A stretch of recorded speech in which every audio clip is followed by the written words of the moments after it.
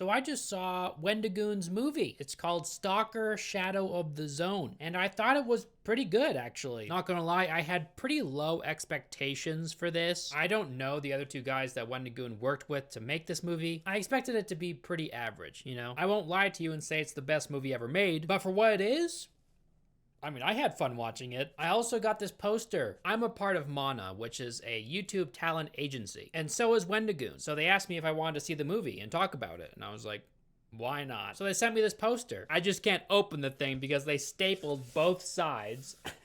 I'm not sure how they expect me to open this thing. Am I supposed to smack it and open it that way like you do with a tube of croissants or something?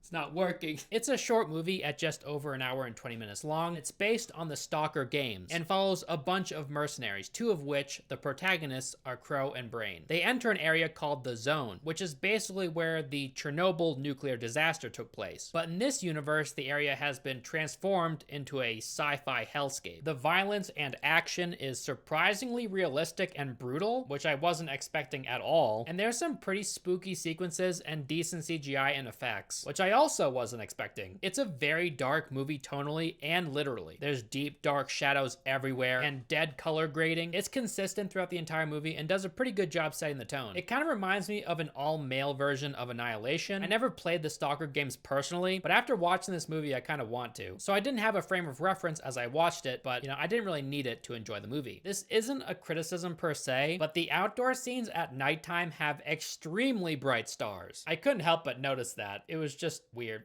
It does give the movie this spurious effect, and it was likely done on purpose to give the movie this cosmic spooky vibe. I kind of wish I had subtitles while watching it. I watched it on the website that was provided for me. One of the main characters has a thick Russian accent. There were times when I wish I could understand what he was saying better. The sound effects and music throughout were pretty good at creating an eerie atmosphere. I think the actors in this movie used legitimate military tactics to breach and infiltrate a building at one point, which was cool to see, but I'm not too familiar with that world, so I could have just been fooled. The acting is surprisingly good for the most part, and Wendigoon has a short cameo in the movie. He has like 1 or 2 lines, and not too much screen time, which I think was probably for the best. I don't think he's an actor, but it was still fun to see him. And it was fun watching these men cross the threshold from relative sanity to desperation, and then ultimately to madness or death.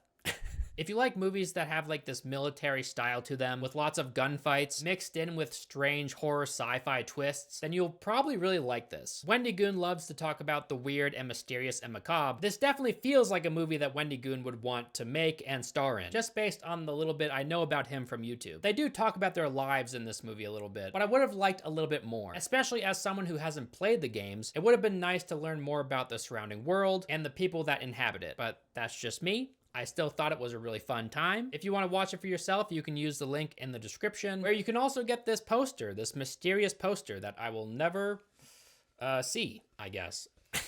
All right, that will do it for this video, and I'll see you in the next one. Bye-bye.